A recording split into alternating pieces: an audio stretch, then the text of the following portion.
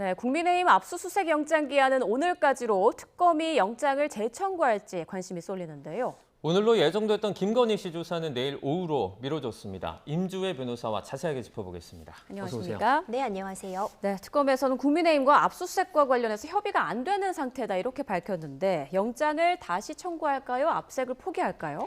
다시 청구할 가능성이 현재로서 높아 보입니다. 물론 이 압수수색 과정에서 지금 특검 측에서도 거듭 강조하고 있는 것이 국민의힘 당원 명부 자체를 가지고 나오겠다는 것이 아니라 국민의힘 측 관계자의 협조를 얻어서 일부 그 명단이 일치하는 바가 있는지, 즉 통일교 관련한 그 교인들이 특정 시기에 집중적으로 국민의힘 당원으로 가입한 부분이 있는지 프로그램을 돌려서 확인만 하고 나오겠다라는 취지를 강조하고 있습니다.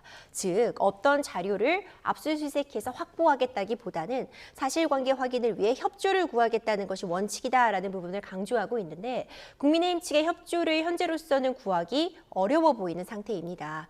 그렇기 때문에 오늘까지 이 압수영장의 유효기간이 남아있는 상황이어서 만약 계속해서 이 협의가 결국은 불발된다고 한다면 특검 입장에서는 이전에 발부받은 영장이 집행이 불능하다, 집행이 이루어지지 못했다라는 처리를 하고 추가로 영장을 발부받는다면 발부가 될 가능성이 높아 보이고요.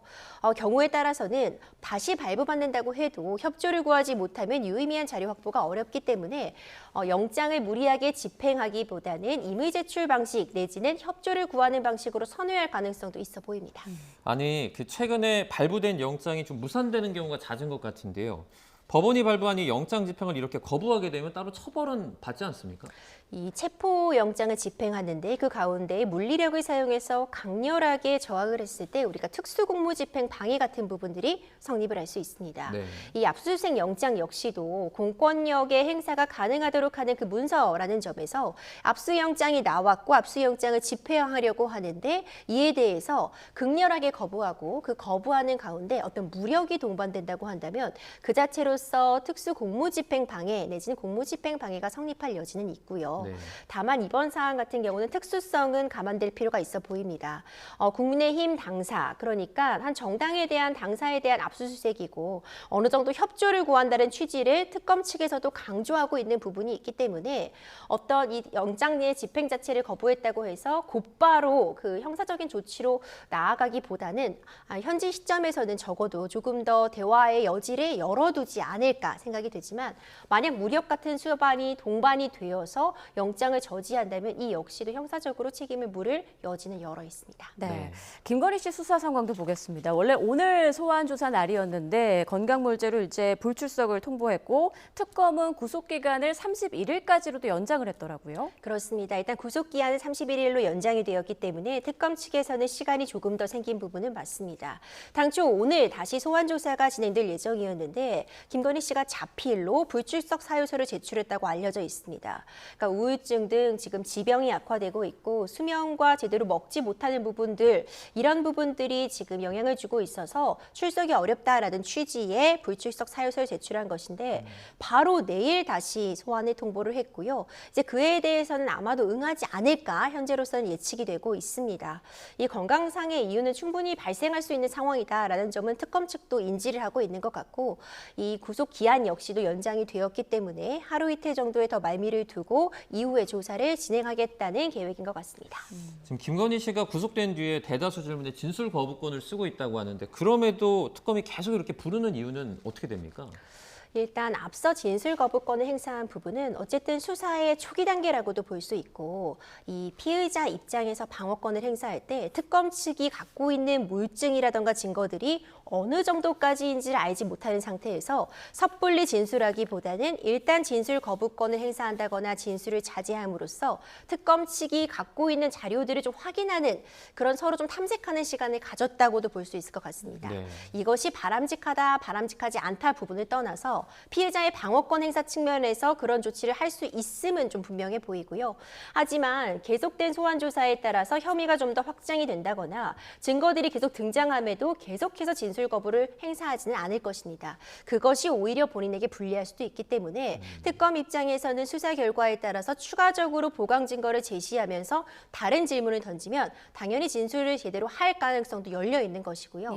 아무리 진술 거부권을 행사한다고 해도 실제로 이에 대한 답 답변을 하지 않았다라는 부분을 남겨놓는 것은 수사 기록으로도 의미가 있는 것이기 때문에 계속해서 소환을 하고 있다고 보여집니다. 네, 내일 건진법사 전성배 씨 구속 심사도 열리는데 결과는 어떻게 예상하십니까? 이 구속 사유의 가장 중요한 쟁점은 결국 혐의점이 어느 정도 확인이 되었는가, 그리고 증거인멸의 우려가 있는가, 이 부분이 쟁점이 되는데 지금 전성배 씨가 하고 있는 진술의 신빙성 부분에 대해서 특검 측은 의구심을 표하고 있습니다.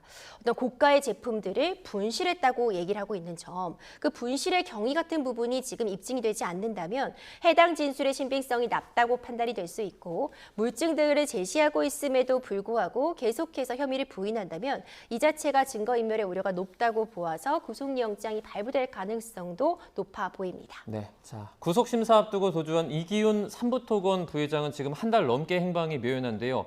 어떻게 생겼는지 저희가 수배 전단 함께 보도록 하겠습니다. 네, 김건희 특검이 공개한 수배 전단인데요. 자, 키는 178cm 정도의 호리호리한 체형이고요. 검정 머리에 안경을 썼습니다. 안경을 벗거나 머리를 다른 색으로 염색할 수 있으니까 이 부분은 감안하셔야 할 것 같고요. 이렇게 생긴 사람을 보시면 112에 신고를 하시면 됩니다. 자, 지금 이기훈 부회장 어떤 혐의 받고 있는 거죠? 이 삼부토건의 의도적인 주가 조작 혐의의 핵심적인 인물이다라는 평가를 받고 있습니다. 그리고 삼부토건이 실질적으로는 우크라이나 재건에 참여할 어떤 그런 의도도 없었으며 능력도 없었음에도 불구하고 고의적으로 어떤 그런 정보들을 흘림으로써 우크라이나 재건주로 분류가 되었고 네. 그 과정이 굉장히 교묘하게 이 윤석열 전 대통령 부부의 순방 일정과 겹치면서 삼부토건 주가가 짧은 시간 내에 5배 정도가 폭등했다가 결국 이 임직원들만 그 이득을 본 그런 사례에 대해서 지금 문제를 삼고 있습니다. 이 전 과정에서 사실상 이기훈 부회장이 핵심적인 역할을 한 것이다라고 알려져 있고 소환을 촉보한 당일부터 지금 행적이 묘연한 상황이기 때문에 특검 입장에서는 이기훈 부회장의 신병을 확보하는 것이 매우 중요한 상황이고요. 그렇기 때문에 이렇게 수배 전단까지도 공개를 함으로써 빠르게 신병 확보를 하기 위한 수순이라고 보여집니다. 네, 한덕수 전 총리는 길게 특검 조사를 받고 오늘 새벽 귀가했고 모레 다시 조사를 받는데 구속영장 청구 가능성 어떻게 보십니까? 특검 측에서는 구속영장 청구 카드를 지금 딱 만지작거리고 있는 상황이다라고 보여지는데 물론 한 차례 정도 더 소환 조사를 통해서 혐의를 확인하기 위한 과정을 거치고 있는 것 같습니다. 한덕수 총리에 대해서 1차 소환을 하고 그 다음 소환까지 한 달 정도 기간이 소요가 됐는데요. 그 기간 동안 국무총리 공관에 대한 압수수색도 단행이 되었었고요. 여러 가지 증거 자료를 확보하면서 혐의점을 좀 더 다져나가는 작업을 거친 것 같습니다. 여전히 이 비상계엄 선포 과정에서 한덕수 전 총리는 이것을 막으려고 했다. 특히 저지하기 위해서 여러 노력을 했다는 취지의 진술을 하고 있는데 특검 측은 CCTV 자료라던가 이후에 이 사후 비상계엄 선포문 작성에 관여했던 그런 부분들을 들어서 이전에 했던 한덕수 전 총리의 증언이나 진술이 거짓이라는 점에 초점을 맞추고 있고 이 진술이 거짓이라면 증거인멸의 우려가 높다는 부분과 연결될 수 있기 때문에 특검 측은 한 차례 정도 더 소환을 통한 어떤 혐의 입증에 주력을 하는 이유 구속영장을 청구할 가능성이 현재로서는 높아 보입니다. 네, 네. 그럼 발부 가능성도 좀 높게 보시는 건가요? 이 발부 가능성은 사실 우리가 모든 자료를 보고 지금 판단을 할 수 없기 때문에 과연 특검 측이 이 비상계엄 선포 과정에서 한덕수 전 총리가 어느 정도 주도적인 역할을 했는지를 입증할 만한 물증을 확보했냐에 따라 달라질 것 같습니다. 한덕수 전 총리는 비상계엄을 막기 위해 국무회의를 소집을 하려고 했고 전 과정에 있어서 최대한 이것을 막기 위한 역할을 했다는 취지의 진술을 하고 있는데 이것이 거짓이라는 부분이 어느 정도 확인이 되려면 특검 측이 얼마나 확실한 카드를 갖고 있느냐에 따라 달라질 것 같고요. 이미 이 대통령실 CCTV가 공개가 되었고 관련된 진술들이 확보가 되었기 때문에 현재로서는 한덕수 총리가 조금 불리한 입장이 아닌가 생각이 됩니다. 알겠습니다. 지금까지 특검 수사 상황 임주혜 변호사와 짚어봤습니다. 고맙습니다. 고맙습니다.